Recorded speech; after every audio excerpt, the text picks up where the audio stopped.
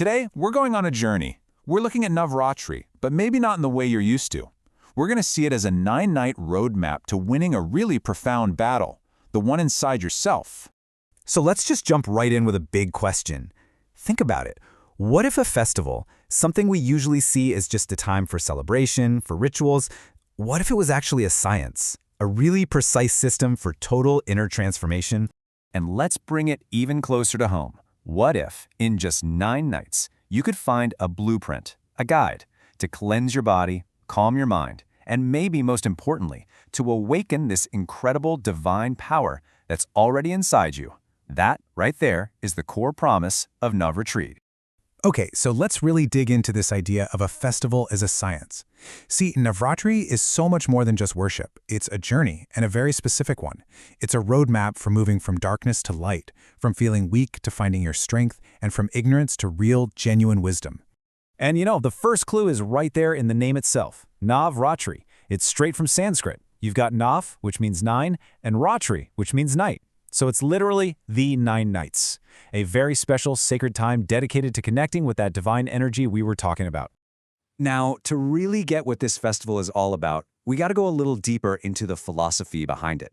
We're talking about the big stuff here, the fundamental ideas that are said to run the entire universe. So in this view, existence kind of boils down to 2 main principles. Think of it like this. On one side, you've got Shiva. That's pure consciousness, the silent, unchanging foundation of, well, everything. But then you have Shakti, and Shakti is pure energy. She's the dynamic, creative force that makes everything happen, that brings the whole universe to life. And Navaratri? It's a huge celebration of that cosmic energy, of Shakti.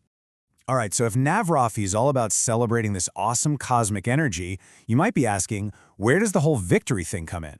And that's a great question, because this is where everything pivots, from the vast cosmos right down into you and me. And this is maybe the most important part of the whole thing. All those stories you hear about gods and demons, these huge epic battles, they're symbols. The real battlefield isn't out there somewhere. It's inside. It's the landscape of your own mind. So who are the demons we're fighting? Well, they're the ones we all know, right? Anger, ego, fear, greed, jealousy, ignorance.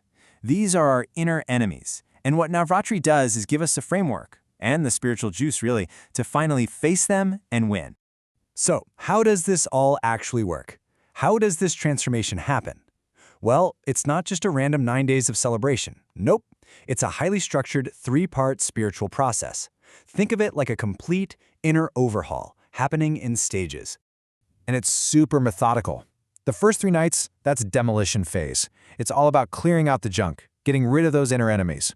Then, nights 4 through 6, that's the construction phase. You start building up positive qualities, real inner strength.